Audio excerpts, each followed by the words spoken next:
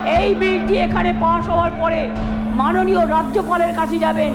তিনি তাড়াতাড়ি এটা পাশ করলে এটা রাষ্ট্রপতির কাছে যাবে। রাষ্ট্রপতির কাছে গেলে এটা আইনে পাশ হবে এবং এটা আইনে পাশ হলে এটা একটা ইতিহাস হয়ে থাকবে এবং সব রাজ্য এটাকে আগামী দিন মডেল করবে, মনে রাখবেন।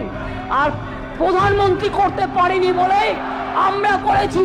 প্রধানমন্ত্রী, আপনি দেশের লজ্জা, আপনি মেয়েদের প্রোটেকশন দিতে পারেন না, তাই আপনার পদত্যাগ দাবি করছি।